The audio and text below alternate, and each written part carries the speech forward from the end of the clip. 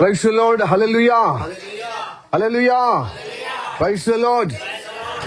దేవునికి మహిమ కలుగును గాక.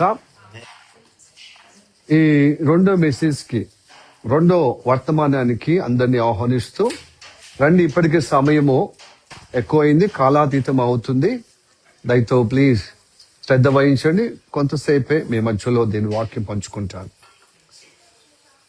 అందరినీ ఆహ్వానిస్తున్నాను. సిలోం ప్రేయర్ హౌస్ లో ఉన్న వారందరినీ ఆహ్వానిస్తూ ఈ లైవ్ చూస్తున్న వారు, చూడబోతున్న వారికి అందరికీ ప్రభువైన యేసు నామములో శుభములు తెలియజేస్తున్నాను.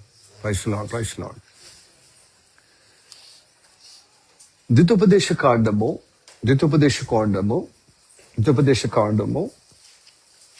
Deuteronomy, the book of Deuteronomy, chapter 31, verse 23. ద్వితోపదేశ కాండం 31వ అధ్యాయము 23వ వచనం. మరియు యెహోవా నూను కుమారుడైన యెహోషువకు ఇలాగు సెలవిచ్చెను, నీవు నిబ్బరము కలిగి ధైర్యంగా ఉండుము. నేను ప్రమాణపూర్వకంగా వారికిచ్చిన దేశమునకు ఇజ్రాయెల్ను నీవు తోడుకొని పోవలెను, నేను తోడయుందును. ఈ వాక్యం మన వినికిలో దేవుడు దీవించును గాక. ఆమె చిన్న ప్రార్థన చేద్దాం. సర్వశక్తిమంతుడా, నీకు వందనాలు, స్తోత్రము తండ్రి. నీ కృప ద్వారా ఈ మజిలీ వారు నడిపించినందుకు వందనాలు. ఇకను ప్రభా, నీ ఉద్దేశంలో, నీ ప్రణాళిక మా జీవితంలో జొప్పించబడే విధంగా, నెరవేర్చబడే విధంగా, నడిపించబడే విధంగా మాతో మాట్లాడము తండ్రి. కనుక మాట్లాడే దేవుడని ప్రభా అందరూ గ్రహించి ఎవరికి వారుగా ఇండివిజువల్ గా ప్రభా స్తోత్రము తండ్రి గుర్తెరిగి భయభక్తులుగా వారి శరీర ప్రాణాత్మ మరొకసారి అర్పించుకొని ధనులుగా ఉండుటకు సాయం చేయమని, అలాగా ప్రభా నువ్వు మాట్లాడమని, ఆ విధంగా పరిశుద్ధాత్మ చేత ఆవరించమని యేసయ్య నామములో ప్రార్థించి అడుగుచున్నాము తండ్రి. ఆమేన్, ఆమేన్. మంచి కూర్చుందాము. ద్వితోపదేశ కాండము మోషే ద్వారా చెప్పబడిన మాట. అది ఎవరికి? నూను కుమారుడు, ఎఫ్రాయిము గోత్రానికి చెందిన నూను కుమారుడు అయినటువంటి యెహోషువతో చెప్తున్నాడు. ఏమని చెప్తున్నాడు? నిబ్బరము కలిగి ఇలాగూ సెలవిచ్చెను, నిబ్బరము కలిగి ధైర్యంగా ఉండుము. తర్వాత మధ్యలో కాకుండా లాస్ట్ వచనం, నేను నీకు తోడై ఉందును. హల్లెలూయా, ప్రైజ్ ది లార్డ్. యెహోషువతో చెప్తున్నాడు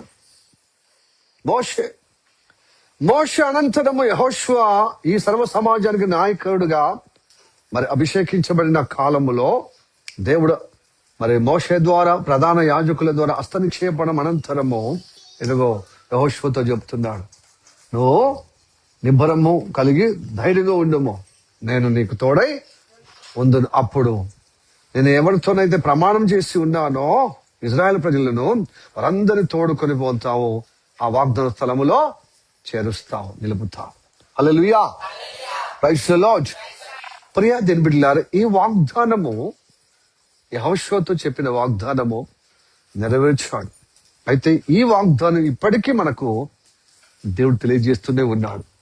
గత 2025 సంవత్సరం దేవుడు నాకు వాగ్దానం ఇచ్చాడు. ఇదిగో వాగ్దానం. ఈ వాగ్దానము అయితే కొంతమంది వాగ్దానము ఇష్టపడరు. అయితే లేని వారిని నేను ఏమాత్రం విమర్శించను. అలాగని నేను నాకు దేవుడు ఇచ్చిన వాగ్దానం, నేను పొందుకునే వాగ్దానం నేను నిర్లక్ష్యము చెయ్యను. అయితే వారి ఉద్దేశం ఏంటంటే, సేవకులు గాని విశ్వాసులు గాని ప్రతి సంవత్సరంలో ఏటైతే ఒక్కసారి వచ్చి న్యూ ఇయర్ లో లేక 31st నైట్ లో, ఓల్ నైట్ లో వచ్చి ఈ వాగ్దానం తీసుకుని సరిపోతుందా? అంటే దేవుడు ఒక్క వాగ్దానం ఇచ్చాడా అని అట్లా అనరాదు. వాగ్దానం ఒక్కటి కాదు, అనేక వాగ్దానాలు ఉన్నాయి. ఆది కాండం నుంచి ప్రకటన గ్రంథం వరకు అనేక వాగ్దానాలు మన కోసమే మనకు దేవుడు ఇచ్చాడు. అయితే ఎందుకు మరి ఒక్కొక్క వాగ్దానం అంటే, ఈ ఒక్కొక్క వాగ్దానం పర్టికులర్ గా దేవుడు నేను దర్శించింది అంటే నేను బలపరిచి ఈ బైబిల్ వైపుగా నడిపించేటకు. ఇంకా అనేక వాగ్దానాలు ఉన్నాయి. ఈ వాగ్దానం ఒకటి స్ఫూర్తి, నీకు ఒక ప్రేరణ. ఈ అనేక వాగ్దానాలు ఈ పరిశుద్ధ గ్రంథంలో ఉన్నాయి, జీవవాక్యములో.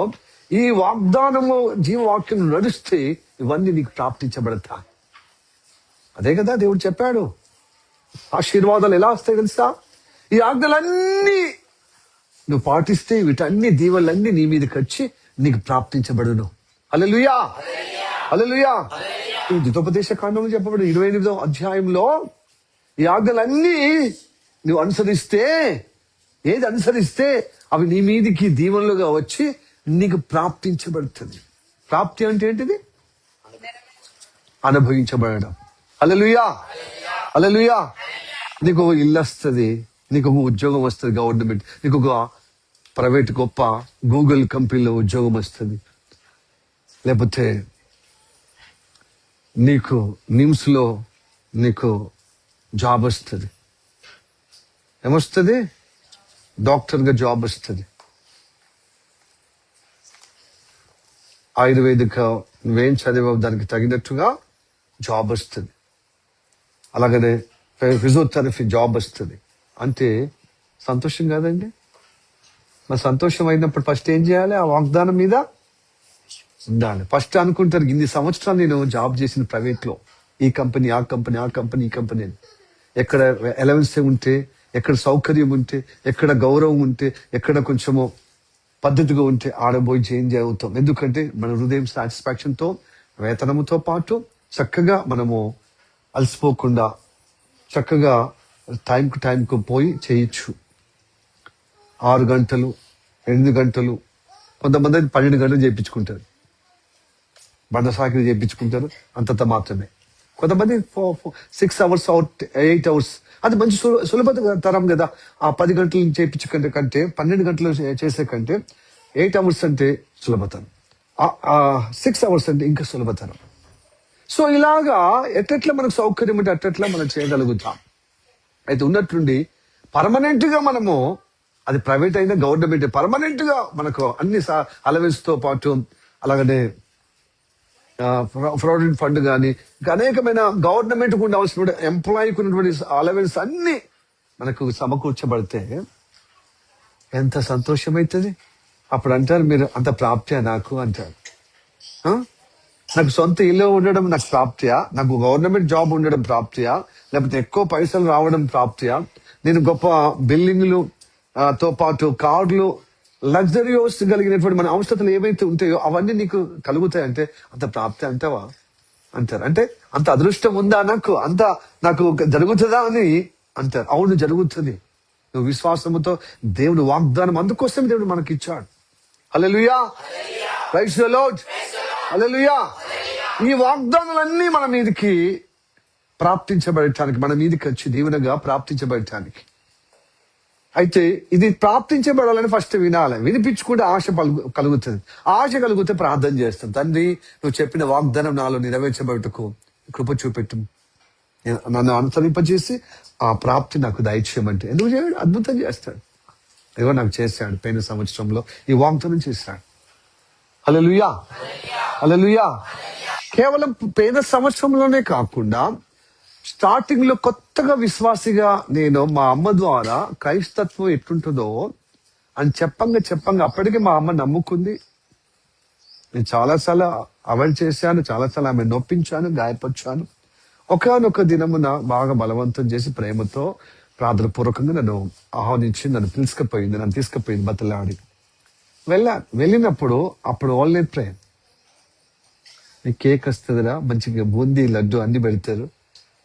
అప్పుడు ఇంత పెద్దగా అయిన తర్వాత అప్పుడు ఇంటర్మీడియట్ అవుతుంది, అయిపోతుంది. ఇక ముందు చదువులకు అంటే పై చదువులకు పోయేటువంటి ఆ సమయం అన్నమాట, ఆ గ్యాప్ అంటే చివరిగా డిసెంబర్ కదా, ఆ న్యూ ఇయర్ కు అంటే డిసెంబర్ లో క్రిస్మస్ ఒకసారి తీసుకుపోయింది. మళ్ళీ వెంటనే నిన్నేమైనా విసిగించారు? విసిగించలేదు. మరి ఓల్నెట్ ప్రేయర్ కూడా రా అని చెప్పాను. ఆ ఓల్నెట్ ప్రేయర్ లో ఇదిగో ఈ వాగ్దానం దేవుడు ఇచ్చాడు నాకు. అంటే ఇలాంటి వాగ్దానం, ఈ వాక్యం కాదు, ఇలాంటి వాగ్దానం. యెహోషువ 1వ అధ్యాయము 5 నుండి 9 వచనాలు. అయితే దానిలో 6, 9 ఈ వాగ్దానానికి మరి నెరవేర్పుగా, అంటే ఈ వాగ్దానానికి సూచనగా ఉంటుంది. చూడండి, అంటే సేమ్ టు సేమ్ ఉంటుంది. ఇంచుమించు ఈ వాక్యమే ఉంటుంది. చదవండి 6. అయితే నిన్ను విడువను, నిన్ను ఎడబాయును. నిబ్బరము కలిగి చూడండి చూడండి, ధైర్యంగా ఉండము. హల్లెలూయా. సేమ్ ఇదే వాగ్దానం, ఇదే వాగ్దానం. ఇదేమో మోషే ద్వారా యెహోషువకు, నూను కుమారుడు యెహోషువకు చెప్పబడుతుంది. ఎఫ్రాయిం గోత్రం చెందిన యెహోషువకు ఇదే వాక్యము దేవుడు నేరుగా యెహోషువతో చెప్తున్నాడు. మొదటి అధ్యాయము యెహోషువ 6వ వచనం, మళ్ళీ 9వ వచనం కూడా అంటే అదే విధంగా ఉందన్నమాట. చదవండి 9వ వచనం. 9వ వచనం, నేను నీకు ఆజ్ఞ ఇచ్చి ఉన్నాను, నీకు ఆజ్ఞాపించను కదా, నిబ్బరము కలిగి ధైర్యముగా ఉండుము. Hallelujah. Praise the lord. Hallelujah. నిబ్బరము కలిగి ధైర్యంగా ఉండమంటే ఎంత మంచిగా సంతోషమవుతుందండి మనకు కదా. నిబ్బరము కలిగి ఉండం. ఎందుకంటే పరిస్థితుల ద్వారా మనము జడుస్తాం, ఏమైపోతాం, భయపడతాం, మనం అధైర్యం చెందుతాం. వచ్చిన పరిస్థితులు, అనారోగ్యం కావచ్చు, శోధన కావచ్చు, ఆర్థిక ఇబ్బంది కావచ్చు, మనుషుల ద్వారా వ్యతిరేకం వచ్చినప్పుడు, పరిస్థితులన్నీ వ్యతిరేకం వచ్చినప్పుడు మనము చాలా అధైర్యం కోల్పోతాం, అధైర్యంగా ఉంటాం, ధైర్యం కోల్పోతాం, అధైర్యంగా ఉంటాం, నిబ్బరం కోల్పోతాం, జడుస్తాం. జడియక మానక ఏం చేస్తాం, చాలా భయప్రీతులుగా అవుతాం. అప్పుడు మాట్లాడుతున్న మాట ఇది. ఈ మాట మనకు ఓదార్పు వస్తుంది, బలం వస్తుంది, ధైర్యం వస్తుంది, విశ్వాసం వస్తుంది, నిబ్బరం వస్తుంది, నిశ్చయత వస్తుంది. హల్లెలూయా. అయితే అన్నాడు ఇవన్నీ ఒకటే. ఈ మాటలకే మనకు ప్రేరేపణగా, ప్రోత్సాహకరంగా, ప్రోద్బలంగా మనని బలపరిచినట్టుగా ఉంది కదా. అయితే నా మాటలు పఠించాలి, దివారాదు ధ్యానించాలి. నా దాసుడైన మోషేకు ఆజ్ఞాపించినట్లుగా నువ్వు అనుసరిస్తే నువ్వు ఈ వాగ్దాన ఫలం అనుభవిస్తావని. హల్లెలూయా.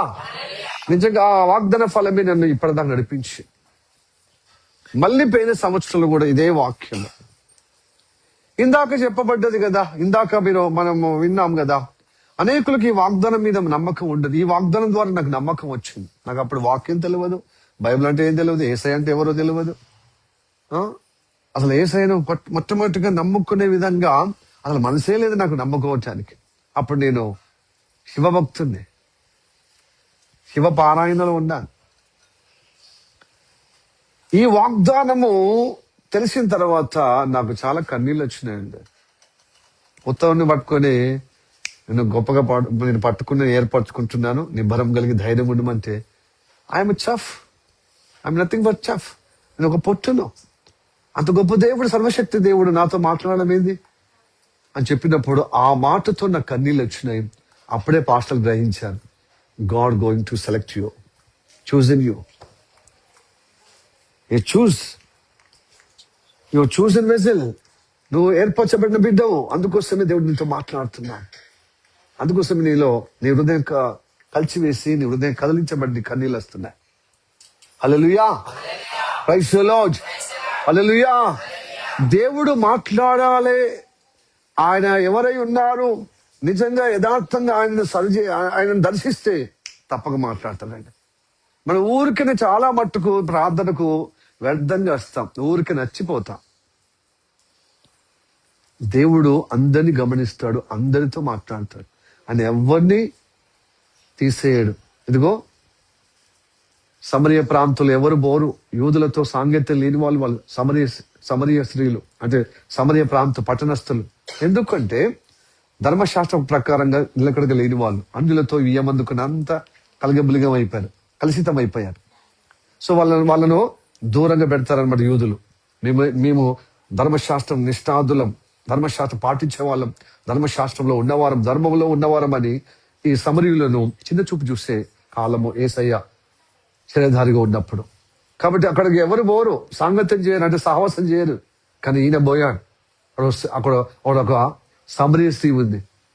ఆ సమరయ స్త్రీ ఎలాంటిది, ఆ అన్యుల్లో అంటే కల్తీగా ఉన్నటువంటి ఆమె, అంటే ఆ వాతావరణం, ఆ పట్టణం ఇంకా కల్తీగా ఉన్న ఆమె, అన్యులతో వియ్యమందుకొని అన్యులు అన్ని కలగలిసినట్టుగా ఉన్న ఆ సమూహమే, ఆ పట్టణమే సమరే కదా. ఆ పట్టణంలో ఇంకా నీచంగా ఉన్నటువంటి స్త్రీ, ఇంకా వ్యభిచారి కలిగిన స్త్రీ, 5 భర్తలు, నిలకడగా ఏ భర్త లేడు, ఏ మగవాడు లేడు, ఆమెకు యజమానుడిగా, పేజీలు మారినట్టుగా, వస్తువులు మారినట్టుగా, దుస్తులు మార్చుకున్నట్లుగా ఆమె భర్తలను, మగవాళ్ళని మారుస్తూనే ఉంటుందన్నమాట. నిలకడ లేదన్నమాట. కానీ ఆమెకు యథార్థత ఉంది. ఆ పరిస్థితి కనుమగాలిన పరిస్థితి ఇలా అయిపోయింది. ఎవరైనా పరిస్థితిని బట్టి అలా అవుతారు కదా. ఎవరైనా చెడ్డగా కావాలని కోరుకుంటారా? పరిస్థితిని బట్టే వాళ్ళు అలాగైపోతారు. నా పరిస్థితి ఇలాగ దాపరించింది అని ఎవరు. అయితే ఆ సమరయ స్త్రీ ఇంకా అక్కడ ఉన్నటువంటి అన్యులుగా ఉన్నటువంటి జనులు దేవుని బిడ్డగా ఉండరు, నా దేవతల బిడ్డలుగా ఉండరు, అంటే అన్యులుగా ఉండరు, ధన్యులుగా, అంతా కలుషితంగా ఉండరు. ఆ దాంట్లో ఇంకా నీచంగా దిగజారిపోయిన ఈ స్త్రీ ఎవరు ఆమెతో సాంగత్యం లేదు. ఆ పట్టణంలో కూడా యోధులు ఈ పట్టణస్థులతో సావసం లేదు, ఆ పట్టణస్థులు కూడా ఆమెతో సావసం లేదు. అంత నీచంగా చూస్తున్నారు, చిన్న చూపు చూస్తున్నారు ఆ స్త్రీని. ఆమె ఉన్న పరిస్థితిని బట్టి, ఆమె ఉన్న స్వభావాన్ని బట్టి, ఆమె చేస్తున్న తత్వాన్ని బట్టి ఎవరు సహిస్తలేరు. అనాభగా అంటే ఒంటరిగా చూస్తున్నారు, వెలివేసినట్టుగా చూస్తున్నారు. అక్కడికి వేసే ఎందుకు పోయిందండి అంటే each person God seeing everybody, to everybody, అందరిని చూసేవాడు, లుకింగ్ ఎవ్రీబడి టు ఎవ్రీబడి. ఎవరిని తక్కువగా చూసే దేవుడు కాదు, కానీ హృదయం చూసి మీ దగ్గరకు వస్తాడు. అది మీ పై రూపము లక్ష్యం ఉంచాడో, మన హృదయం లక్ష్యం ఉంచే దేవుడు. హల్లెలూయా, హల్లెలూయా. ఒకవేళ మనని, మన గుణాన్ని చూసి, మన ప్రవర్తన చూసి, మన స్థితిని చూసి, మన స్వభావం చూసి అసహించుకుంటారేమో లోకం, కులం, మతం, స్నేహితులు, నీ కుటుంబ సభ్యులు, నీ పాలి వాళ్ళు, నీ బలగం.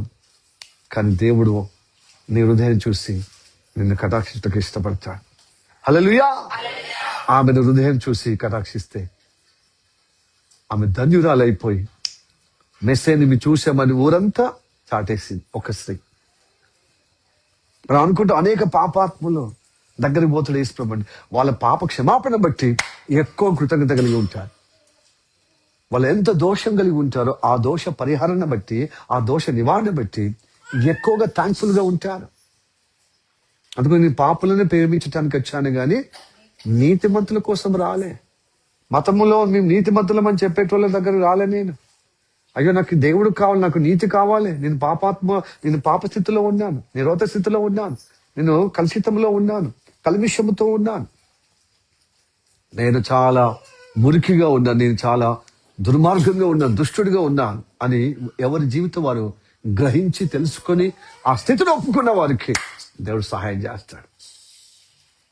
చాలా మంది స్థితికి మించిన స్వభావం, స్థితికి మించిన ఆలోచన, స్థితికి మించిన స్తోమతకి మించిన ఆలోచనలు ఉంటాయి, మాటలు, క్రియలు ఉంటాయి. వారిని దేవుడు దర్శించాడు. మన స్థితి, మన స్థాయి గుర్తెరగాలి. మనం ఎవరో మనం ఫస్ట్ గుర్తెరగాలి. We know our self. మనని మనం తెలుసుకోవాలి, మన స్థితి ఏంటిదో, మన వైఖరి ఏంటిదో. అప్పుడు దేవునికి సహాయం చేస్తాడు, దర్శిస్తాడు. ఆమెకు దర్శించి బలపరిచి ధైర్యపరిచి నడిపించాడు సాక్షార్థంగా. హల్లెలూయా. యెహోషువ కూడా అట్లనే దేవుడు వాగ్దానం చేశాడు. అయితే ఇప్పుడు ఈ వాగ్దానం నాకు గత కొన్ని సంవత్సరాల క్రితం మాట్లాడిండు. పోయిన సంవత్సరం లాస్ట్ ఇయర్ కూడా మాట్లాడినని చెప్పాను కదా. ఇది నాకు అర్థం కాలే అప్పుడు. అయితే జగిత్యాల్లో కూడా మనకు పరిచయం ఉంది. ఎండాకాలంలో, ప్రతి ఎండాకాలంలో VBS కార్యక్రమాలు ఉంటాయి, పిల్లల కార్యక్రమం. ఆ కార్యక్రమం అనంతరము ఇంటి వారు దాదాపు 12-13 సంవత్సరాలు అవుతుంది ఆ ఇంట్లో కిరాయి ఉండి, చాలా అనర్గళంగా మన ఇల్లే అన్నట్టుగా అక్కడ ఉన్నటువంటి మరి నరసింహారెడ్డి గారి యొక్క ఇంటిలో సొంత ఇల్లులాగా వాడుకునే అవకాశం పాస్టర్ అంటే గౌరవంగా చేశారు. ఉన్నట్లుండి ఈ VBS కార్యక్రమం పిల్లలు ఎక్కడి నుంచి వస్తారు కదా. ఇప్పుడున్నటువంటి పరిస్థితుల్లో మతోన్మాదులు చీటికి మాటికి దేవుని స్వార్థ వెళ్ళినా, లేకపోతే మరి ఎవరైనా ఇంటికి వెళ్ళి ప్రార్థన పెట్టినా దుమ్మిగా దాడి చేయుటకు, కలవరం చేయుటకు ఏదో ఒక నెపముతో అక్కడ వాళ్ళ ప్రభావం చూపించుటకు ఉంటున్న విధానము సోషల్ మీడియాలో బాగా చెక్కలు కొడుతున్నాయి. అట్లా చేస్తున్నారు, ఇతరులకు భయభ్రాంతులుగా కలవరం చేస్తున్నారు. అయితే ఈ చుట్టుపక్కల వాళ్ళు కిరాయి ఉన్నారు కదా, ఆ ఇంట్లో పెద్ద క్యాంపస్ అన్నమాట, దాదాపు 4-5 ఫ్యామిలీస్ ఉంటాయి. ఆ ఫ్యామిలీస్ వాళ్ళు వీళ్ళని ఎక్కిస్తున్నారు అన్నమాట. ఈ మధ్యకాలంలో అంతకుముందు అయితే పర్వాలేదు, కానీ ఇప్పుడు మాత్రం చాలా. అయితే ఇంటికి వాళ్ళు వచ్చి దాడి చేసే విధంగా చూసుకోవద్దు, వీళ్ళని కాల్ చేయాలి పాస్టర్ను. మీకు ఆ పాస్టర్ వచ్చినప్పుడు మీకు మంచితనం అయిందేమో, ఆ మంచితనం అయింది వాళ్ళకి. వాళ్ళ బిడ్డ 15-16 సంవత్సరాలు అవుతుంది, పిల్లలు లేరు. మనం వెళ్ళి ప్రార్థన సమయంలో అకేషన్ వచ్చినప్పుడు సంతానం అయింది ఆ బిడ్డకు. ఆమె బంజర్ హిల్స్ రోడ్ నెంబర్ 12లో ఉంటూ లెక్చరర్, ఆమెకు బిడ్డ పుట్టింది. అద్భుతం. అలా భర్త లాయర్. లైవ్ కూడా పోతుందా వాళ్ళు చూస్తే కూడా ఆశ్చర్యం లేదు, ఎందుకంటే దేవుడు చేసిన మేలు కాబట్టి. హల్లెలూయా.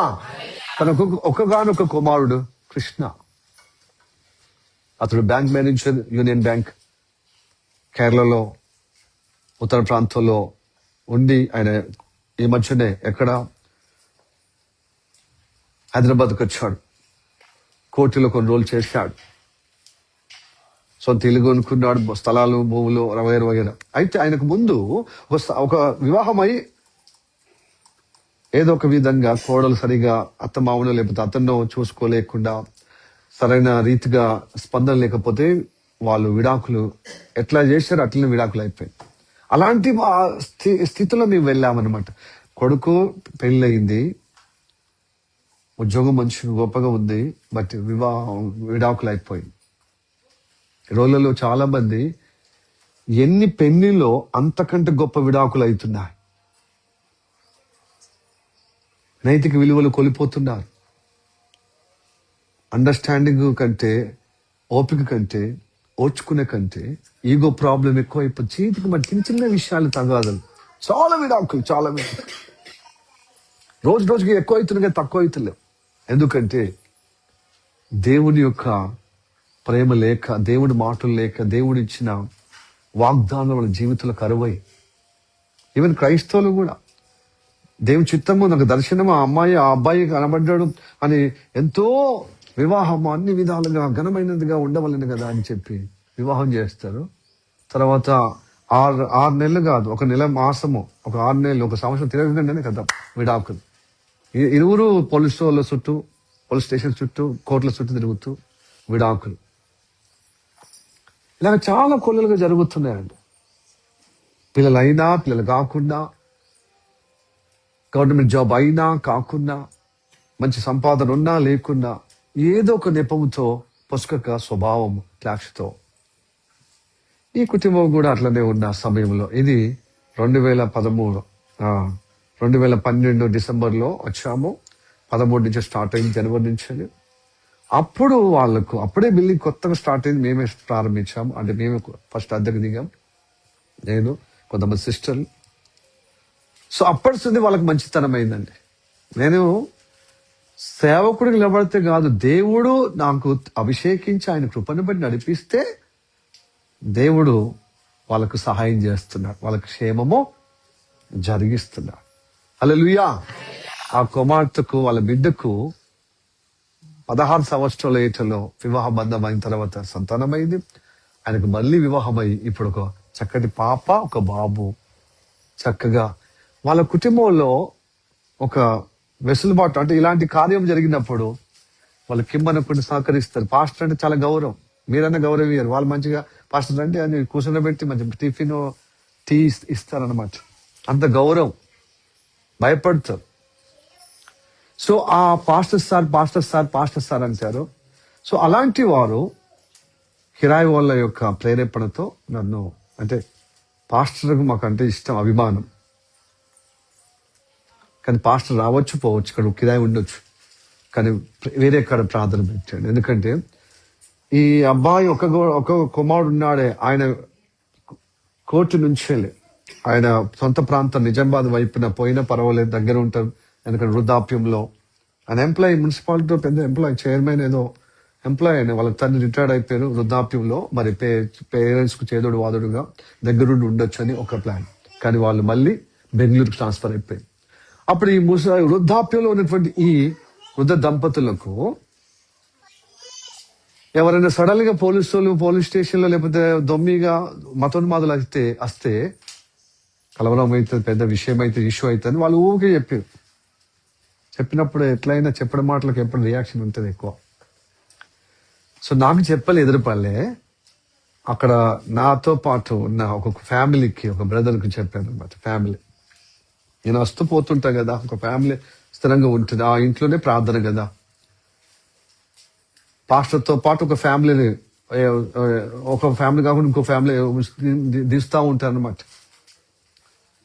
అయితే వాళ్ళకి చెప్పారు అనమాట, పాస్టర్ చెప్పవా, మేము చెప్పడానికి కూడా మాకు ఇబ్బంది ఉంది అన్నప్పుడు చెప్పారు. నేనే బలవంతం చేయనండి, ఇష్టం లేదా ఓకే సంతోషం, ఇప్పటిదాకా ఇచ్చినందుకు చాలా వందనాలు, కృతజ్ఞుని, సంతోషము, నాకు దేవుడు ఇలా దీవించిన కాక ఇప్పటిదాకా మీరు ఇంత సౌకర్యము ఇంత సౌలభ్యత ఇచ్చారు.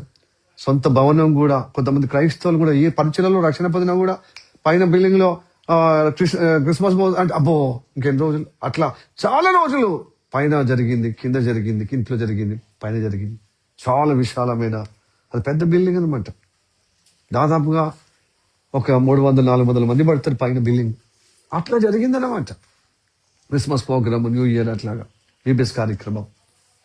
150 అంటే 100 నుంచి 150 మంది పిల్లలు వచ్చేవారు. అంతా రూమ్ కిర్కీస్ ఇరుకుంది కాబట్టి రాలేకపోయారు, అంతగా ఉండేదన్నమాట. అట్లాగా ఉన్నటువంటి క్రమంలో నాకు జనవరిలో ఈ వాగ్దానం వచ్చింది. ఈ ఏప్రిల్ చివరి మాసము, మే ఫస్ట్ వీక్ లో ఈ విబిఎస్ కార్యక్రమం జరుగుతున్న మధ్యలోనే, ఎందుకంటే గొడవ అవుతుందట. కొట్లాడ పెట్టుకోవడం, భార్య భర్తలు కొట్లాడ పెట్టుకోవడం, చివాట్లు పెట్టుకోవడం అది గొడవ కాదట. కానీ కొంచెము సందడిగా కొంచెము గోలగా కొంచెము చప్పలు కొట్టి దేవునికి గణపరిచే విధంగా ఉంటే అలా అయిందట. అంటే ఇది కళ్ళ మంటతనం అంటారు కదా, ఓర్వలేని అసూయ. ఇంత స్వతంత్రం ఏంది కిరాయి ఉన్నవాడు అని మాకంటే ఎదుక సీరు వచ్చిన వారు అలాగా ఆ ఓనర్స్ ను అలాగా చేసినప్పుడు మాకు ఇంకోటి కావాలి కదా అని చెప్పినప్పుడు, ఇక్కడ ఉన్న వారికి నాతో ఉన్న వ్యక్తి దేవుని కృప ద్వారా జంటగా వచ్చారు. పిల్లలు లేరు 6 సంవత్సరాల నుంచి వెళ్ళి బయట ఉన్న కంటే లోపలికి రా వాళ్ళు, ఎందుకంటే ఇక్కడ ఉన్న సిస్టర్లకు ఉద్యోగమై వాళ్ళు వేరే ప్రాంతానికి పోయారు. సో మీరు రండి అన్నప్పుడు వచ్చారు. 3 పిల్లలు, ఒక్కరు కూడా లేని వాళ్ళు, 2 అమ్మాయిలు 1 పిల్లోడు ఉన్నప్పుడు ఆ వ్యక్తి దయ్యం పట్టినాడు ప్రవర్తించాడు. స్వార్థం చాలా మట్టుకు దేవుని సన్నిధికి వచ్చినంత మాత్రాన మీరు భక్తులు కారుండో, ఈ వాక్యం మీ హృదయంలో, మీ మెదడుకే కాదు హృదయంలో పని చేస్తేనే తగ్గింపు ఉంటుంది. ఈ రక్షణ చివరి వరకు కొనసాగించబడుతుంది. హల్లెలూయా. ఆ వ్యక్తి దయ్యం పట్టినట్టు ప్రవర్తించాడు. చూస్తలేడు. ఇంకోటి అయితే అక్కడ ఉన్నవాడు లేడీసే ప్రార్థన పూర్వకం పాస్టర్తో ప్రార్థన చేయించుకుని వెళ్తే అద్భుతంగా అంతకంటే గొప్పగా దొరికింది. రోడ్డు ముందంటే మెయిన్ రోడ్, పిల్లలు యవన బిడ్డలు క్రిస్మస్ ప్రోగ్రాంకి వచ్చారు, చూశారు. ఈ వాగ్దానము ఎందుకు ఇచ్చానంటే అప్పుడు నాకు అర్థమైంది, నిబ్బరము కలిగి ధైర్యంగా ఉండవు. పరిచర్యలు ఇలాంటి షేక్ అయ్యే విధంగా పరిస్థితి వస్తుంది. హల్లెలూయా. ప్రియ దేవుడా, నాకు పరిచర్యలు ఇలాంటి షేక్ కలిగే విధంగా, ఎందుకంటే ఒక సౌలతి పోయి ఓ సౌలతికరంగా జరిగింది. అది మనది పర్మనెంట్ కాదు కదా, మన సొంతదైనా పర్మనెంట్ కాదు, మన కిరాయి ఉన్నా పర్మనెంట్ కాదు. దేవుడు రమ్మన్నప్పుడు పోవాల్సిందే. ఇప్పుడు నారాయణ గారు ఎక్కడ ఉన్నాడండి? తన ఇంట్లో ఉన్నాడా? పోయింది అక్కడికి. ఉన్నప్పుడే ఇది నాది, ఇది నా దుప్పటి, ఇది నా పల్లెము, నా గ్లాస్ అనుకుంటాం. ఈ నా ఇంటే రా బిడ్డ అంటే మన పల్లెం ఏడిపోతుంది, మన గ్లాస్ ఏడబోతుంది, మన మంచం ఏడబోతుంది, మన దుప్పట్లు ఏడబోతాయండి, మన రూములు ఏడబోతాయి. ఉన్నప్పుడే ఇది నా రూము, ఈ రూమ్ అనుకుంటాం. దేవుడు రమ్మన్నప్పుడు పోతాం, ఎందుకంటే అక్కడ మనకు నివాసం అందిస్తాయి, శాశ్వతమైన నివాసం. మీరు పరిస్థితిని బట్టి కలవరపడనివ్వకుడే మీ హృదయము. దేవుని మీద విశ్వసించిన వాడులారా, నా మాట మీద లక్ష్యం ఉంచుడి. ఎదుగో మీరు నా తండ్రి ఇంటికి వెళ్తున్నాను. ఎందుకు వెళ్తుంది తెలుసా? టైం పని చేయడానికి కాదు, మీలాగా అది మీకు నివాసం ఏర్పడటకు వెళ్తున్నాను. మీరు నేనుండే స్థలంలో మీరు ఉండేలాగుండా నేను తిరిగి రాబోతున్నాను. అప్పుడు ఆ రాబోయే ముందు మీరు నా కొరకు సిద్ధపడి ఉండండి. ఎవరెవరైతే సిద్ధపడతారో, నా వాక్యం విని నిబ్బరము కలిగి ధైర్యము కలిగి పరిస్థితుల్లో చూసి జడియకుండా ముందుకు సాగిపోతారో, విశ్వాసంగా తన మహిమార్థంగా వారినందరినీ తీసుకుపోతానికి రాబోతున్నాడు యేసయ్య. హలో చెప్పండి, హల్లెలూయా, హల్లెలూయా, ప్రైజ్ ది లార్డ్, హల్లెలూయా. మన జీవితంలో అనేకమైన ఇక్కట్లు వస్తాయి, పరిస్థితులు వస్తాయి, మనల్ని షేక్ చేసే విధంగా, జడిసే విధంగా, అధైర్యం కలిగే విధంగా. కానీ మన ధైర్యం కోల్పోవద్దు, నిబ్బరము కోల్పోవద్దు, మన హృదయం కలవరపడనివ్వకూడదు, కలత చెందకూడదు, వెరవనివ్వకూడదు. దేవుని వాక్యం మీద నిబ్బరం కలిగి ఉండాలి. దేవుని వాక్యం మీద హృదయంలో ఉంటే నిబ్బరం కలిగి ఉంటా. పేతురు అంటాడు కదా, నిబ్బరము కలిగి ధైర్యం కలిగి ఉండము. లేకపోతే ఉండకపోతే ఏమైతుంది? మీ విరోధి అయిన సాతాను ఎవరు మింగుదనా అని చూస్తాడు అన్నమాట. ఎవరైనా పిరుకోళ్ళు ఉంటే లటుకుమని వానిలో నాశనంలో తీసుకుపోవటం. మింగడం అంటే ఏంటిది? వాని రాజ్యంలో నాశనంలో కలిపేసుకోవటానికి. అందుకోసం నిబ్బరము ఉన్నవారిని వాడు ఏం చేయడు. అందుకోసం వాక్యం విన్నవారు, వాక్యం పఠించేవారు నిబ్బరం ఉంటారు. ఏ పరిస్థితి అయినా ధైర్యం ఎదుర్కొంటారు. హల్లెలూయా, ప్రైజ్ ది లార్డ్, హల్లెలూయా. మన జీవితంలో పలు సందర్భాల్లో మనకు హృదయం కలవరపడే పరిస్థితులు వస్తాయన్నమాట. ఆర్థిక ఇబ్బందులు, అనారోగ్యాలు, మనకు జాబ్ ఉన్నట్టే ఉంటుంది, ఏదో ఒక చిన్న కారణాల వల్ల దేవుని బిడ్డలుగా అన్నట్టుగా ఎవరో ఒకరు మనల్ని షేక్ చేసే విధంగా ఉద్యోగం నుంచి తీసి సారీ అని సావు కబురు సల్లగా చెప్పినట్టుగా కొన్ని ఇలాంటి మనకు తెలియజేసి మనని కలవరపరిస్తే మనం కృంగిపోతామా? దేవుడు నమ్ముకున్నాక ఏమత్తలేదని ముక్కు నోరు ఒకటి చేద్దామా? 100 మంది అయితే ఏడిస్తే ఇది మొత్తం కలగలిసిపోతుంది. మొన్న శోకం వేసిన వాళ్ళు అదే కదా, శోకం వేసి ఇక ఇట్లా అనుకుంటే ఎట్లుంటే చెప్పండి. అంటే దేవుని బిడ్డలు కాదు, వేరే కాదు, దాదాపుగా అన్యులు అలా ఏడిస్తేనే అది ప్రేమ అన్నట్టు డిసైడ్ అయిపోయింది అన్నమాట. కాదా? మళ్ళా ఏడుపు మామూలు ఓ అని ఏడితే కూడా ఎక్కిరిస్తారు, వల్లించుకుని ఏడవాలి. అబ్బాయి ఎంత ప్రేమ, ఎంత అలపరిచి ఏడుస్తుంది, గది ప్రేమ అంది. అందుకోసం ఈ ప్రేమను బట్టి ఆడపడుచు లేని చావకూడదు, సొన్నాయి లేని పెళ్లి అని ఒక నానుడు తీసుకొచ్చి, సన్నాయి వాయించని పెళ్లి జరగద్దు, ఆడపడుచు ఏడవని చావకూడదు, ఆడపడుచు లేని చావకూడదు. అంటే ఆడపడుచు ఏడ్చి 10 మంది ఏడిపిస్తుంది, మొగోళ్ళు అయితే అల్లకల్లకే కుమిలిపోయి ఏడుస్తాడు. అంటే కుమిలిపోతాడు, తర్వాత అది ఎఫెక్ట్ గా ఉంటుంది.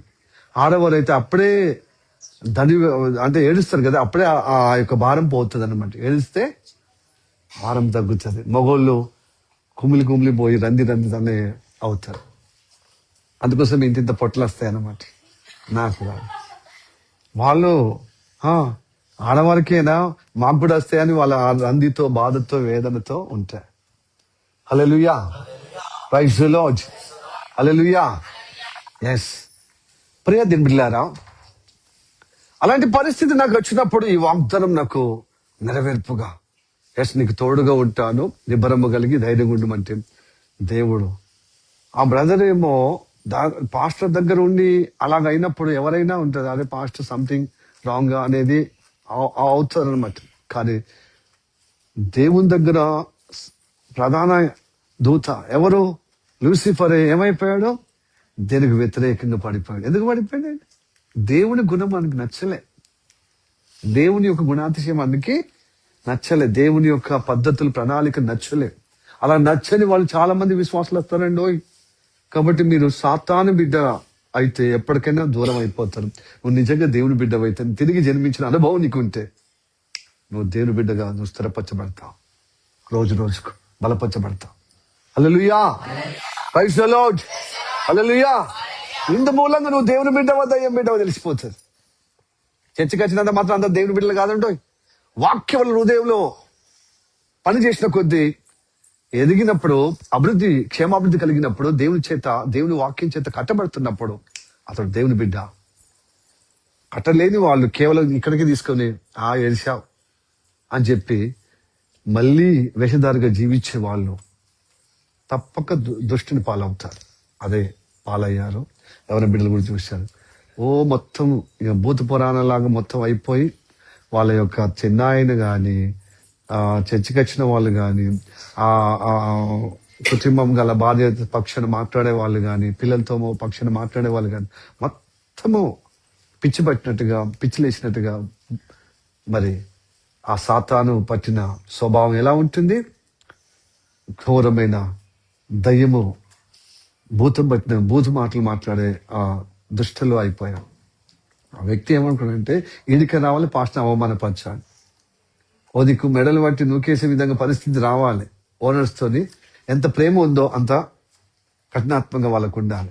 ఎంత చెప్పినా మీరు పోతలేరంటే ఇక ప్రేమ పోయి గౌరవం పోయి ఖచ్చితంగా వస్తారు కదా, కొంచెం గట్టిగా మాట్లాడతారు కదా. అలాంటి అవమానకరంగా మార్చుటకు అతను చాలా చూశాడు. నేను ఎందుకు చెప్తానంటే, ఏమి లేదు, వాక్యం వినకపోతే నేను గద్దిస్తా. ఈ గద్దింపు లేకపోతే మన కుమారుడుగా అవ్వం. కుమారుడు స్వీకరింపబడిన వారందరూ గద్దింపుకు లోన కావాలి. హల్లెలూయా. లేకపోతే దుర్బీచులో గాని గద్దింపబడలేని వారందరూ దుర్బీచులో గాని గద్దింపబడుతున్న వారు కుమారుడుగా స్వీకరింపబడతారు. హల్లెలూయా. Praise the lord. హెబ్రీ రాసిన పత్రిక 12వ అధ్యాయము 7-8 వచనాలు చూడండి.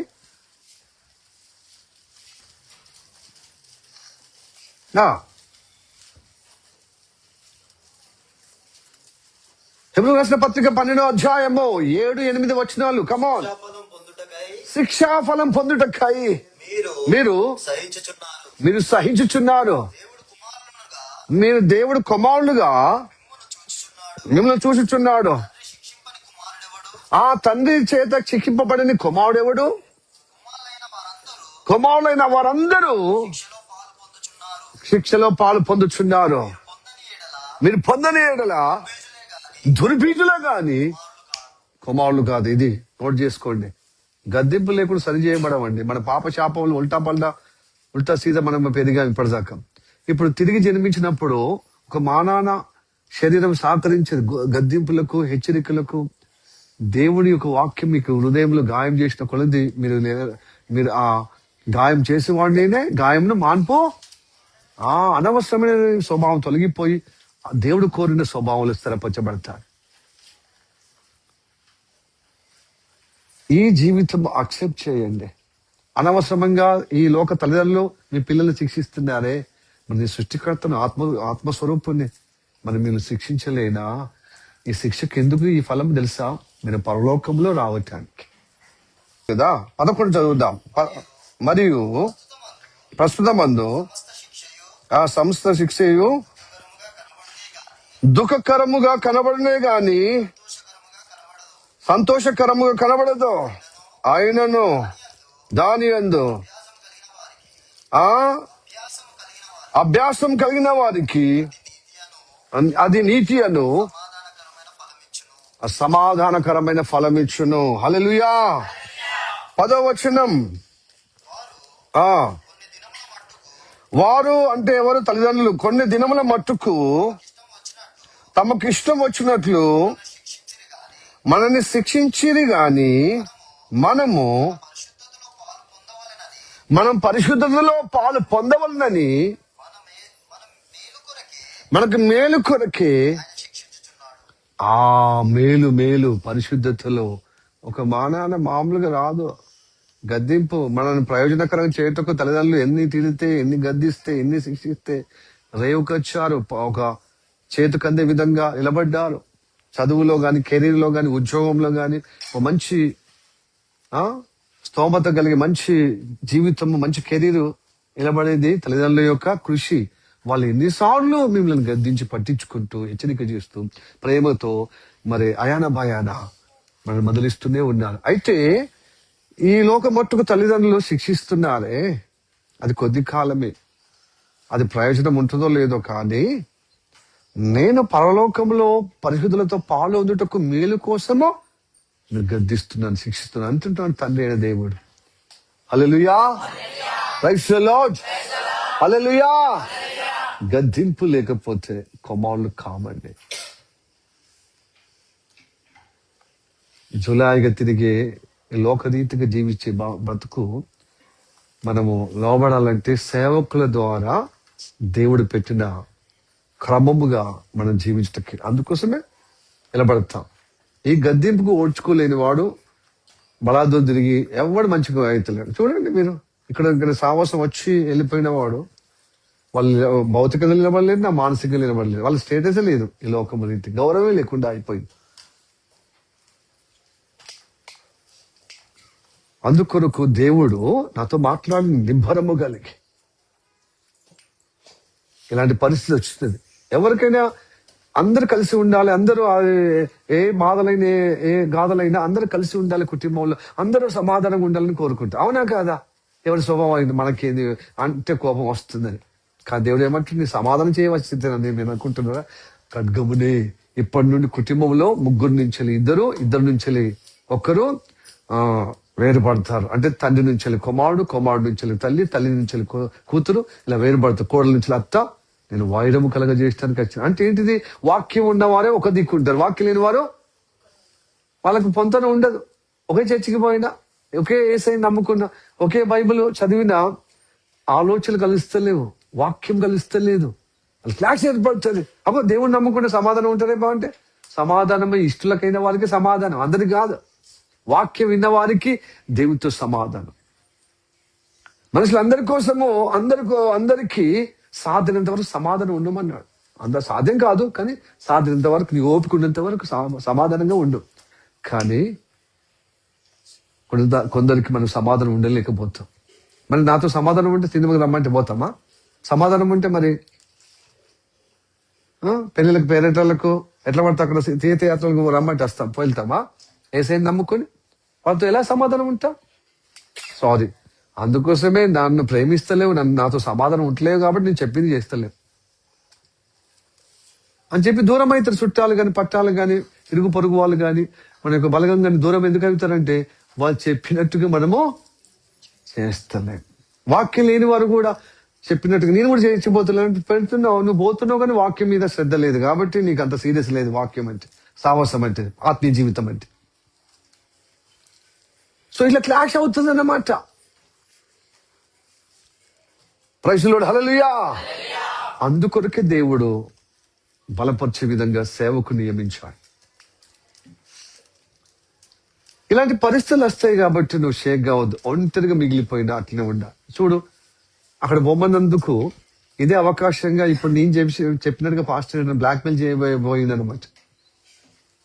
కానీ కుదురుతుందా? దేని వాక్యమో పరిశుద్ధాత్మ దేవుడు మనం తోడుంటే ఎవరి ప్రలోభంలో, ఎవరి బ్లాక్మెయిల్ మనం పడిపోం. ఎందుకంటే సాతాను కుయుక్తులు ఎరగని వారం కాము, ఎరగాలే మనము. వాక్యం ఉంటే ఎరుగుతాం, వాక్య జ్ఞానం ఉంటే. అందుకోసం అంటాడు, దేవుని వాక్యం లేని వాళ్ళే చెరపట్టబడతారట. హల్లెలూయా చెప్పండి.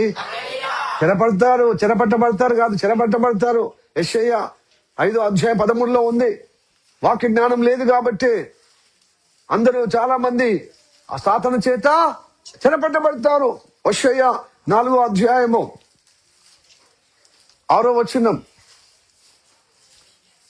మొదటి వచనము 6 ఇలాగా వాక్య జ్ఞానం చాలా మందికి లేదు. ఏదో పోతుందంటే పోతున్నాం, తిన్నామంటే తిన్నాం, ఉన్నామంటే ఉన్నాం, వెళ్తున్నామంటే వెళ్తున్నాం. ఇలాగైతే మన పరలోక రాజ్యం ఎలాగా పరిశుద్ధులతో ఎలాగ పాలు పొందుతాం? కాబట్టి ధైర్యము ఎప్పుడు మనతో చుట్టాలు ఉండి, మనతో రక్త సంబంధాలు ఉండి, మనకి ఇరుగు పొరుగు వాళ్ళు సపోర్ట్ చేసి, అలాగనే మన కోవర్కర్స్, మన సిబ్బంది, ఎక్కడ పనిచేస్తున్నాం అక్కడ సిబ్బంది, దేవుని బట్టి మనం ఒంటరిగా అయిపోతే వాళ్ళు వదిలిపెడతారు కదా. మన దేవుని బట్టి దీని వాక్యం మీద నిలబడితే వాళ్ళు ఏకీభవించారు. వాళ్ళు వదిలిపోతే మనకు షేక్ అవుతాం. మనం మొన్నటి దాకా వాళ్ళు ఉన్నారు తోడుగా. అంటే మనుషులను బట్టి మనకు ధైర్యం, నిబ్బరం. వాళ్ళు వెళ్ళిపోతే మనకు కలవరం అయిపోతాం. అద్భుతంగా దేవుడు ఈ వాగ్దానం అందుకోసం ఇచ్చాడు.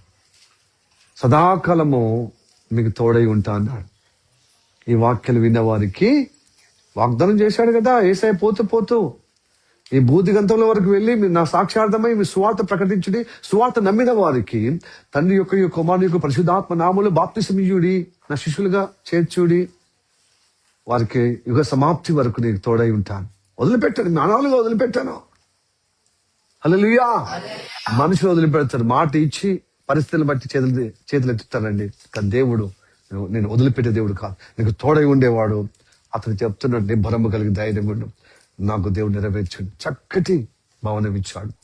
ప్రార్థన అయిపోతుంది, ఇక్కడికే లాస్ట్ కావచ్చు, జూన్ 1st వీక్ అనుకున్నాను. కానీ ప్రార్థన అద్భుతం జరిగింది. మన క్రిస్మస్ కూడా అద్భుతం జరిగింది. మన న్యూ ఇయర్ వాళ్ళు కూడా, ఒక బాబు కూడా ఎవరి బిడ్డ బాప్తిసం తీసుకున్నాడు. నాకు సంఖ్యతో కాదు ముఖ్యం, ఒక వ్యక్తి 1000 మందితో సమానంగా నేను చూస్తాను. ఎందుకంటే నాకు భవనము కట్టడం పెద్ద విషయం కాదు, స్థలం తీసుకొని. కానీ ఇంటింటి రొట్టె విడమన్నాడు దేవుడు, అందుకోసం ఇంట్లో పెడుతున్నా. ఇంతకంటే ఎక్కువ వస్తే అప్పుడు చూసే. అయితే మనుషుల్లోకి ఏంటంటే చర్చి భవనం కాదు ఇది, ఇందులో పెడుతుంది ప్రార్థన. వాక్యం మీద ఫోకస్ కాదనమాట. ఎందుకంటే వాక్యం లేని వాళ్ళు బాగా బలగం రావాలి. ఎంత పెద్ద చర్చికి పోతున్నా, మస్తు మంది వస్తారు తెలుసా. ఆ కార్పొరేట్ పాస్టర్లు చూసి, ఆ పాస్టర్ మా పాస్టర్, ఆ పాస్టర్ అంటే వీళ్ళ ఘనత అన్నమాట. పాస్టర్లను బట్టి ఘనత, సమూహాన్ని బట్టి ఘనత, బిల్డింగ్ భవనాలను బట్టి ఘనత, చైర్లను బట్టి ఘనత, ఏసీలను బట్టి ఘనత, ఫ్యాన్లను బట్టి ఘనత. వాక్యాన్ని బట్టి ఘనత పొందిన వారు పరలోకం పోతారు. వీళ్ళందరూ మనుషులను బట్టి లోకములో కలిసిపోతారు. అందుకోసమే బీజేపీ ప్రభుత్వం ఎందుకు దేవుడు అనుమతించాడు. ఈ లోకములో మతోన్మాదం ఎక్కువగా ప్రబలే విధంగా ఏంటంటే క్రైస్తవులను ఫిల్టర్ చేయటానికి, ఉన్న వాళ్ళు ఐక్యత కలగటానికి, ఎవరికి వారు ఏమైనా తీరు ఉండకుండా ఉండటకు, ఉన్నవారు ఐక్యత, వాక్య లేని వాళ్ళు డివేట్ కావటానికి, ఆ శ్రద్ధ ఉన్నవాళ్ళు శ్రద్ధ కలగటానికి, ఒక దెబ్బతో అన్ని సర్దుమనటానికి, సందిగ్ధపడటానికి, మరి చక్కబరచబడటానికి. ప్రియ దండ్రులారా, ఈ కరవ దినాల్లో ఇలాంటి పరిస్థితులు వస్తాయి. నిబ్బరము కలిగే విధంగా వాక్యం చదవాలి, వాక్య విధానం. హల్లెలూయా, ప్రైజ్ ది లార్డ్. మీద భక్తి చేయొద్దు. ఫిలిప్పు భక్తుడు ఉన్నాడు, సమరయ ప్రాంతానికి వెళ్ళాడు. ఎందుకు వెళ్ళాడు తెలుసా? సంఘానికి బాగా హింస జరిగింది. సంఘానికి హింస జరిగింది. అప్పుడు సౌలు సంఘాన్ని హింస చేస్తూ, సౌలు లాగా అనేకులు ఏకీభవించి మతోన్మాదము చెలరేగి, ఇప్పుడున్న పరిస్థితి అప్పుడు కూడా బహుబలంగా జరిగింది. ఇంకా అప్పుడు పాత కాలంలో అంటే అపోస్తుల కాలంలో, అప్పుడు ఏంది, అపోస్తుల తప్ప మిగతా వారందరూ భక్తులందరూ చెదిరిపోయినమాట. చెదిరిపోతున్నప్పుడు వాళ్ళ ఊరికనే పిల్లలే వాక్య వెలుగును ప్రకటిస్తూ వెళ్తున్నారు, ముట్టించుకుంటూ వెళ్తున్నారు, సువార్త చెప్పుకుంటూ వెళ్తున్నారు. అలాగా వెళ్ళే భక్తుల్లో ఫిలిప్పు ఒకడు సమరయ ప్రాంతానికి వెళ్ళాడు. యూదా ప్రాంతం నుంచి సువార్త చెప్తున్నాడు. సువార్త విన్న వారందరూ, స్త్రీలు, పురుషులు, పిల్లలు అందరూ, యవనస్తులు అందరూ, నేను పాపంలో ఉన్న వారందరినీ గ్రహించిన వారందరూ పరిశుద్ధాత్మ ద్వారా యేసునామములో బాప్తిసం ఇస్తున్నారు. అట్లా ఆ పట్టణంలో గొప్పోండని చెప్పి, నేను ప్రత్యేకత వ్యక్తినని చెప్పి ఒక సీమోను ఉన్నాడు. గాడి చేష్టలు బాగా చేస్తున్నాడు. గాడి మాయలు మంత్రాలు బాగా చేస్తే, అబ్బా నువ్వు నిజంగా నువ్వు దైవ స్వరూపమే, నువ్వు దైవమే అన్నంత అబ్బరపరిచే విధంగా ఆశ్చర్యమైన కార్యాలు చేస్తున్నాడు ఆ ప్రజల్లో. అందుకోసం అతడు ఒక అవతార పురుషుడిగా, అతడు ఒక భగవత్ దేవుడు పంపించినట్టుగా అద్భుతాలు చేసినప్పుడు అతను గొప్పవాడిగా చూస్తున్నారు, ఘనతగా చూస్తున్నారు. ఎవరిని? సీమోన్. గాడి చేష్టలు కళ్ళు ఇట్లనే చూస్తాం, ఆ రాళ్ళను పైసలు చేస్తాడు. అవును కదా, ఇట్లా మనం చూసాం. రోడ్డు పక్క పొంటి గాడి చేష్టలు చేసే వాళ్ళు మన కళ్ళు ఇట్లనే చూస్తాయి, మన కళ్ళను కట్టుతారు కథం. అక్కడ వింత మరి అవే పైసలతో మనం ఉపయోగించుకోవచ్చు కదా. మనని మళ్ళీ చుట్టూరుగా గుమ్మిడిన వారికి పైసలు అడుగుతారు. లేకపోతే ఇదిగో ఈ పామును కనిపిస్తా, లేకపోతే కోత ఏమడి పడతా, లేకపోతే నా మంత్రాలు మీకు గొప్పగా కిరి చేస్తాయంటే సచ్చినట్టుగా ఏదో ఒకటి పైసలు ఇవ్వాలి, లేకపోతే తాయితలు కట్టుకోవాలి, లేకపోతే తాయితలు కొనాలి. రకరకాల ఏదో గాడి చేష్టలు చేస్తూ ఉంటాడు. మనం అబ్బరపరిచి, మనం ఏదో వింత విడ్డూరం ఉన్నదాన్ని చూసి మనము గ్యాదర్ అవుతూ ఇంకోటి 4-5 కార్యాలు చేసిన తర్వాత ఇదే మంచి అవకాశం అని మనల్ని జేబుకొడతాడు. ఇక అట్లనే ఈ వ్యక్తి చేస్తున్నాడు, తన గొప్పోడని. అంతకంటే గొప్ప కార్యము ఇది ఫిలిప్పు భక్తుడు చేస్తున్నాడు. చేసినప్పుడు అటున్న గాలంతా, సీమోనుకున్న గాలంతా ఎటు తిరిగింది? ఇప్పుడు ఫిలిప్పు భక్తుడి వైపు తిరిగింది అనమాట. అంటే ఇతని కంటే ఎక్కువ అద్భుతాలు చేస్తుండే యేసునామములో. స్వస్థత కలుగుతున్నాయి, దయ్యాలు వెళ్ళిపోతున్నాయి, అంగవైకల్యం ఉన్నవారు చక్కగా అవుతున్నారు, అనారోగ్యం ఉన్న వాళ్ళు ఊచ చేతున్న వాళ్ళు స్వస్థత పొందుకుంటున్నారు. అన్ని రకాలుగా నానా రకాలుగా వ్యాధులు బాగవుతున్నాయి, అద్భుతాలు. అప్పుడు ప్రజలందరూ తండోపతండాలుగా స్త్రీలు పురుషులందరూ యేసుప్రభు నమ్ముకొని బాప్తిసం తీసుకున్నప్పుడు ఇదేదో నా గాడి శ్రేష్ఠుల కంటే, నా గాడి విద్యల కంటే ఏసే విద్య గొప్పగా ఉన్నది అని చెప్పి ఆ పాస్టర్ను పట్టుకున్నాడు. ఫిలిప్పు పాస్టర్ను పట్టుకొని అందరూ మారు మనసు కలిగి బాప్తిసం తీసుకుంటే ఈ వ్యక్తి అందరు తీసుకుంటారు కదా అని ఈయన కూడా తీసుకున్నాడు. ఎందుకంటే ఆ నామము నాకు బలము రావాలి.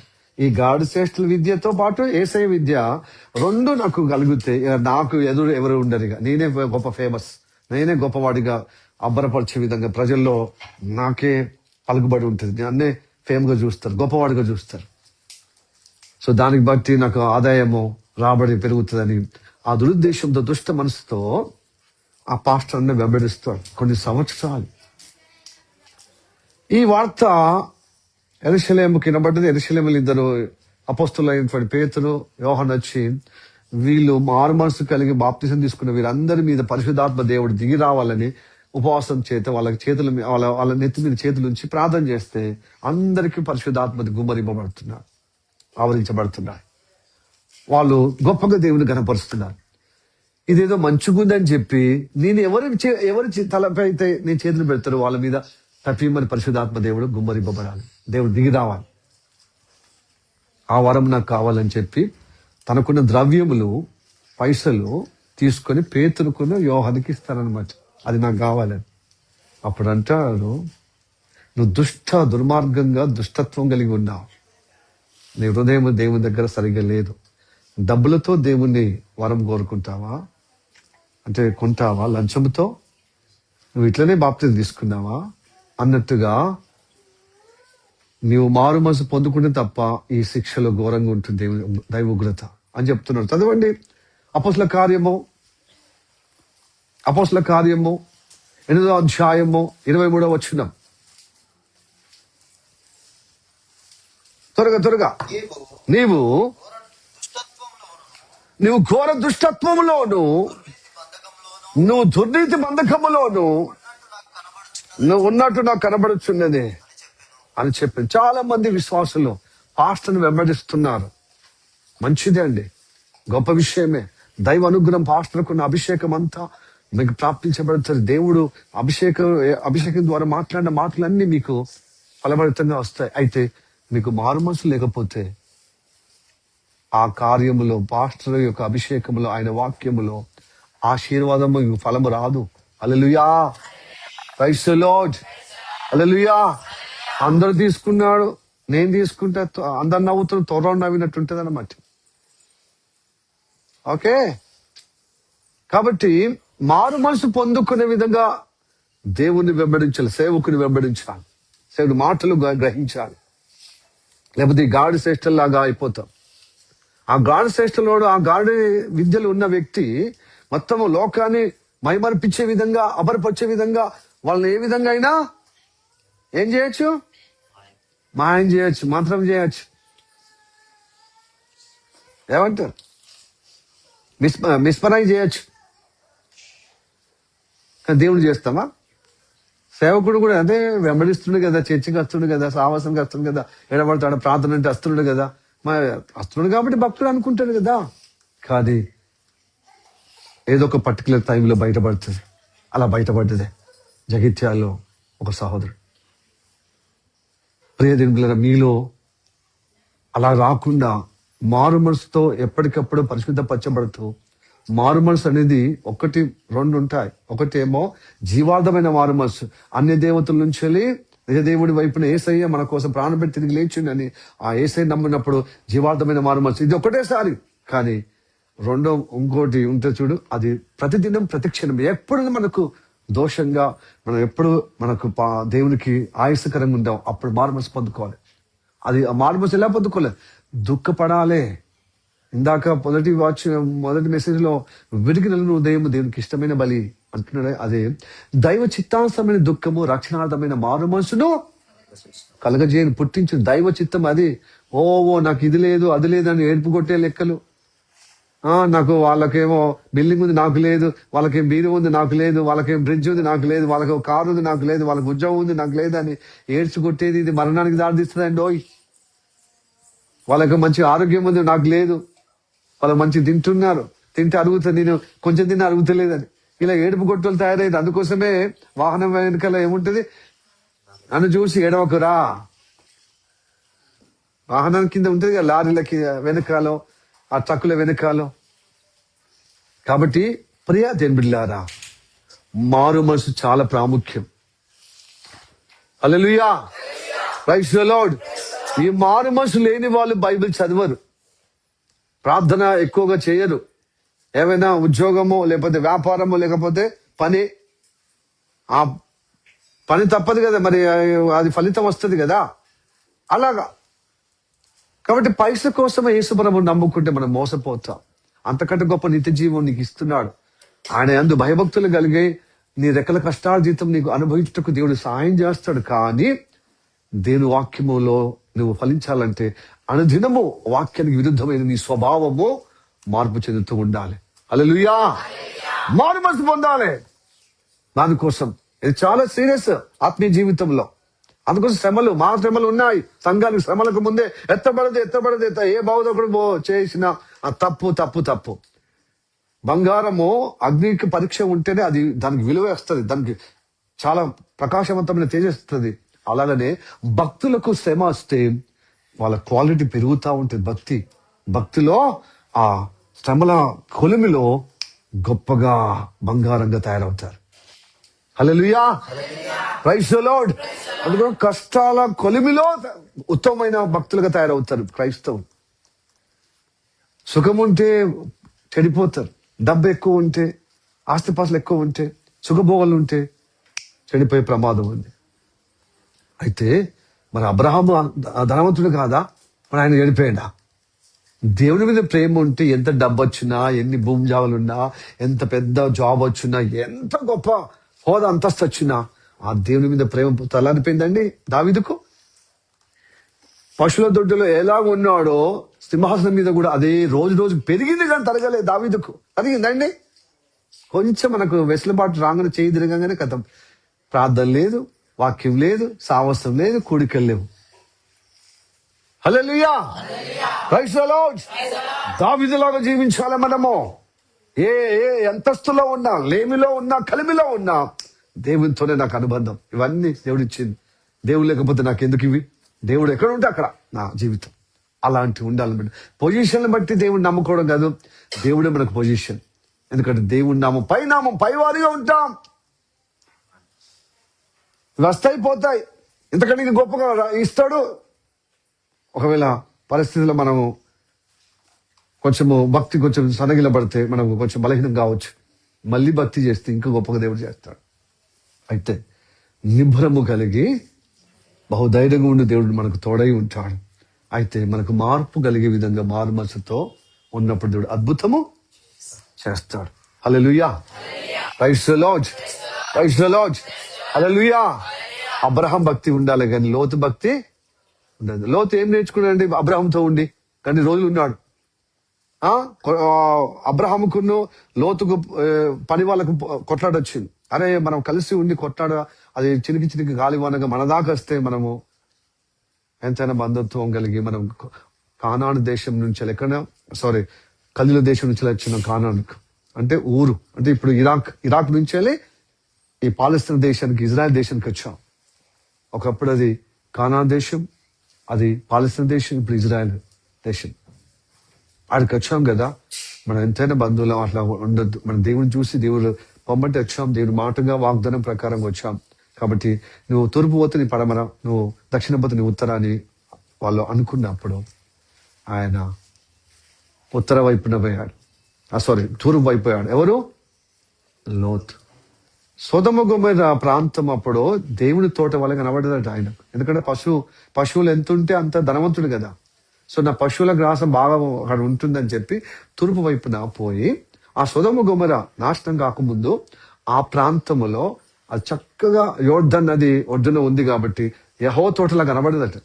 అది చూసిపోయి చాలా మంది చేయి తిరగగానే, కొంచెము జాబులు రాగానే, చదువులు చందేలు పెరగగానే, ఆరోగ్యం ఉండగానే, కొంచెం 4 పైసలు సంపాదించగానే కథం ఇలా స్వతక్తిగా నిర్ణయం తీసుకొని సావసం లేకుండా పర్వాలేదు, దేవుడు గుండెల్లో లేడని అన్ని పనికిరాని మాటలు మాట్లాడుకుంటూ వాక్యానికి విరుద్ధమైనది భక్తిహీనమైన మాటలు తీర్మానం చేసుకుని వెళ్ళి లోతులాగా అవుతారు. లోతు నీతిమంతుడే, కానీ సావాసం లేకుండా పోతున్నాడే. అబ్రహాముకి తెలియదా మరి? అబ్రహాము దేవుడు ఎట్లా నడిపిస్తే అట్లా, దేవుడు ఎటు ఇవ్వమంటే అటు పోతాడు.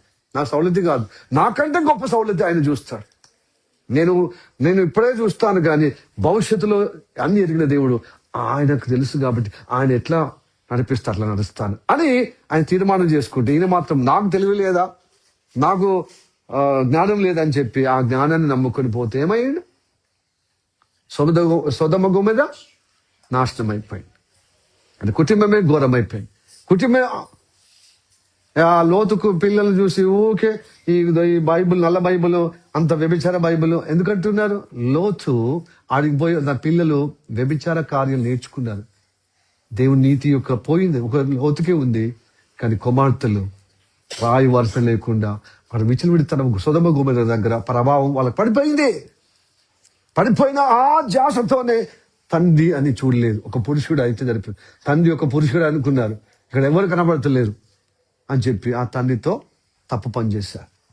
ఆ దాన్ని పట్టుకొని పరిశుద్ధ గ్రంథంలో తప్పుంది అదే ఆ తప్పుని ఎత్తి చెప్పడానికి అతను ఇలాంటి నాశనకరమైన స్థితిలో తన సొంత ఆలోచనతో పోయి కొని తెచ్చుకున్నారా? దానిలో పాఠం నేర్చుకోవడానికి దేవుడు అక్కడ పెట్టిండంటే వినరు. అంటే వానికి యథార్థత లేదన్నమాట. యథార్థమైన తర్కం లేదు, కామన్ సెన్స్ లేదు. హల్లెలూయా, ప్రైజ్ ది లార్డ్. కాబట్టి లోతులాగా తయారు కావద్దు, అలానే సీమోను గాడి శ్రేష్ఠలాగా కావద్దు, లేకపోతే పడిపోయే విధానం ఉంటుంది. సో ఈ వాగ్దానము దేవుడు నాకు అనుగ్రహించిన దేవుడు మీకు కూడా అనుగ్రహిస్తాడు. యెహోషువ చెప్పిన మాట మనకందరికి ఏదో ఒక సందర్భంలో వాగ్దానం చేస్తూ బలపరుస్తూ ఆదరిస్తున్నాం. కాబట్టి నూతన సంవత్సరంలో వాగ్దానం చేసిన వాగ్దానాలు అవి జ్ఞాపకం కావండి, మనల్ని బలపరిచేటి, బైబుల్లోకి తీసుకొచ్చేటి, ఆత్మీయంగా యథార్థంగా నడిపించేది, బైబిల్ గ్రంథం అంతా చదివించే విధంగా ప్రేరేపించేది. అంతే తప్ప ఇవన్నీ న్యూ ఇయర్కి వచ్చి ఊరికే తీసుకుంటున్నారు, మళ్ళీ సంవత్సరం వరకు అది ఏంటి ఏం పెడుతున్నా, బీరులో పెడుతున్నా, లేకపోతే బైబిల్లో పెట్టి దాని గురించి ఏమి ఆలోచన చేయకుండా మళ్ళీ ఎప్పుడో తోచినప్పుడు బైబిల్ పట్టుకుని సంఘానికి వస్తున్నారు. అది ఎందుకు దేనికి మాట్లాడి దాన్ని తలపోస్తూ ప్రార్థన చేస్తూ తలపోస్తూ వాక్యం చదవడము వల్ల ఆ వాగ్దాన ఫలం అనుభవించడం ఉంటుందని గ్రహించలేకపోతున్నారు చాలా మంది. అందుకోసమే అలాంటి దుష్ప్రభావము, ఆచారము వల్ల అది నిరాటకం అయిపోతుంది, బలహీనం అయిపోతుంది. కాబట్టి ఈ వాగ్దానాలు తీసుకోవద్దని చెప్పి కొన్ని సంఘాల్లో వాగ్దానాలు ఇవ్వరు తెలుసా? కొన్ని సంఘాలు వాగ్దానాలు ఇవ్వరు, అందుకనే సదుద్దేశము. అవి తీసుకుంటారు, మళ్ళీ సంవత్సరం కోసారి వస్తారు, మళ్ళీ ఎప్పుడు మనసు అయితే వస్తారు. ఇట్లాగా వాగ్దానాలు నిరార్థకం చేస్తున్నారు. దానిలో ఉన్న గొప్పతనము లేదు. దేవుడు మాట్లాడుతున్నప్పుడు నువ్వు చేస్తే అది కార్యం చేస్తాడు, నువ్వు అనుసరిస్తే ఈ కార్యం చేస్తా అంటాడు. నువ్వు చేయకుండా ఉండవు, నీ నువ్వు ఉంటావు, నీ ఇష్టానుసారంగా ఉంటావు, దేవుడు మాట్లాడేది నీకు చేస్తాడా? ఎలా చేస్తాడు చెప్పండి? హల్లెలూయా, ప్రైజ్ ది లార్డ్. చిన్నపిల్ల కడుపున పుట్టిన పిల్లలు స్కూల్కు నువ్వు బంగారంగా బ్రతుకుతావు బిడ్డని, నా దీవెన, నా ఆయుష్ గొప్పగా 10 మందిలో పేరు గావిస్తావని ఆశీర్వదిస్తారు. ఆశీర్వదించి గారాభం ఇంట్లో పెట్టుకోండి, ఆ పిల్లోడు ఎదుగుతాడని. నువ్వు స్కూల్కి పంపిస్తే కదా నలుగురిలో పేరు గావించి గొప్పవాడు అవుతాడు. అలాంటి చర్చికి వచ్చి నేర్చుకుంటే కదా ఆ వాగ్దాన ఫలము అనుభవించి అభరగా గొప్పగా ఉంటారు. Hallelujah, praise the lord. కాబట్టి దేవుడు నాతో మాట్లాడిన దేవుడు మీతో మాట్లాడుతున్నాడు. ఈ సంవత్సరం కూడా దేవుడు నాతో మాట్లాడిన వాగ్దానం తర్వాత నేను పంచుకుంటాను. ఈ కొత్త సంవత్సరం కూడా మీకు వాగ్దానాలు ఉన్నాయి. ఆ వాగ్దానాలు నిర్వీర్యం చేసుకోవద్దు, నిర్లక్ష్యం చేసుకోవద్దు అనే ఈ వాక్యము మీకు ఎత్తిపట్టి ఈ దినమున ఈ సంవత్సరం 2వ ఆదివారం మీకు తెలియజేస్తున్నాను. కాబట్టి వాగ్దానము దేవుడిని ప్రేమించి మీ హృదయానికి అనుగుణంగా మీకు తీర్చుటకు ఇష్టపడుతున్నాడు. అందుకోసం విశ్వాసంగా మీరు తీసుకున్న వాగ్దానం నిరర్థకం కావద్దు. ఈ సంవత్సరం అది ఫలభరితంగా నెరవేర్పుగా ఉండాలి. కాబట్టి నెరవేర్చి ఉండాలంటే సాహసం ఉండాలి, ప్రార్థన ఉండాలి, వాక్యం చదవాలి. వాక్యం చదవని వారు ఎవరు పరలోక రాజ్యం చేరరు. వాక్యానుసారంగా బ్రతకాలని ప్రార్థన లేని వారు దీని బిడ్డలుగా స్థిరపరచబడరు. కాబట్టి అట్టి అనుగ్రహం మనకందరికీ కలుగును గాక. ఆమె తల్లి మంచి కన్ను మూసుకుందాం, ప్రార్థన చేద్దాం. సకల ఆశీర్వాదానికి కారణమవుతుడమైన మా పరలోకమందున్న మా తండ్రి, నీకు వందనాలు, స్తోత్రము రాజుగా. ఈ సమయంలో నీ మాటలు విన్నటువంటి బిడ్డలను నీ కృప ద్వారా కటాక్షించమని, నీ వాగ్దానాలు ప్రభు ప్రతి సంవత్సరము ఏటేటా తీసుకుంటున్నాను. మళ్ళీ బైబిల్లో పెట్టుకుని మళ్ళీ ప్రభు ఎప్పుడో మళ్ళీ కొత్త సంవత్సరం రానున్న కొత్త సంవత్సరంలో ఆన్లైన్ ప్రేయర్లో మళ్ళీ ఆ బైబిల్లో ఉన్న వాక్యము చూసి ఇప్పుడు సాక్ష్యం చెప్పమంటాడు కదా పాస్టర్ అని చెప్పి ఆచరకంగా ఆయా నామకార్థంగా చేసేటువంటి ప్రక్రియ క్రైస్తవ లోకంలో, క్రైస్తవ సంఘములో కొలలుగా జరుగుతుందయ్యా. ఇదిగో ప్రభు, ఇదిగో శిలోం ప్రేయర్ హౌస్ లో అలా జరగకుండా నీ సేవకుడితో మాట్లాడిన మాటలు, నీ సేవకుడికి ఇచ్చినటువంటి వాగ్దానము, ఆ వాగ్దాన ఫలమే తండ్రి అయ్యో ప్రభు ఏటేటను తనని మహిమ చూపిస్తూ నీ సేవకుని బలపరుస్తూ ఆ పరిచర్యలో ప్రభు నీ ఫలము చూపిస్తూ ప్రభు నిన్ను మహిమపరిచే విధంగా నడిపిస్తున్నది వందనాలు ప్రభు. సంవత్సరం జరిగిన కొద్ది నూతన కార్యాలు నీ సేవకుని కుటుంబంలో అయ్యా పరిచయం జరిగిస్తున్నందుకు వందనాలు. అలాంటి విశ్వాసాలు కూడా జరుగుటకు సహాయం చేయం ప్రభు. పేపర్లు మారుస్తున్నామయ్యా, క్యాలెండర్ పేపర్లు మారుస్తున్నాం, కానీ మా జీవితంలో మార్పు వస్తలేదయ్యా. కనుక నేను ఇదిగో ప్రభు ఈ సంవత్సరంలో వాగ్దానంతో అందరితో మాట్లాడవయ్యా, ఆ ఫలము నిలబడటకు సహాయం చేయం. అతి అనుగ్రహంతో నిలబెట్టమని ప్రార్థన చేస్తున్నాం. ఏ ఒక్కరు కూడా నిర్లక్ష్యం చేయొద్దయ్యా. అందరూ ప్రార్థన కలిగి అందరూ వాగ్దాన ఫలములో వాక్య అనుగుణంగా ఉన్నటువంటి ఆ దీవెనలో ప్రభు స్తోత్రము తండ్రి. అది ప్రభు అబ్రహాం నడిచినట్టుగా మేము నడిపించబడదు గాక. అలానే దావీదును అనుసరించినట్లుగా నీతో అనుబంధం కలిగి అనుసరిద్దుగాక, నీ సేవిద్దుగాక, నీ ఇష్టలుగా ఉందుగాక. నీ ఉద్దేశాలు మా జీవితంలో ఇదిగో ప్రభు ప్రాప్తించబడి అయ్యా నెరవేర్చబడుగాక. నీ కృప నిరంతరం ఉండుగాక. ప్రార్థన విన్నందుకు వందనాలు. ఈ సావస్సును బట్టి వందనాలు, ఈ మినిస్ట్రీని బట్టి వందనాలు. నీ వాక్యం ద్వారా మనల్ని ఫలవంతం చేయటకే ప్రభు నీ సేవకులతోని కూడి వచ్చిన అందరితో మాట్లాడేవని, లైవ్ తో చూస్తున్న వారు అలానే చూడబోతున్న వారు అందరికీ ఆర్తి అనుగ్రహం దయచేస్తామని నా ప్రభు చేస్తున్నాములు ప్రార్థించి అడుగుతున్నాము పరమ తండ్రి. Amen, amen, amen. May the God bless you. Praise the lord.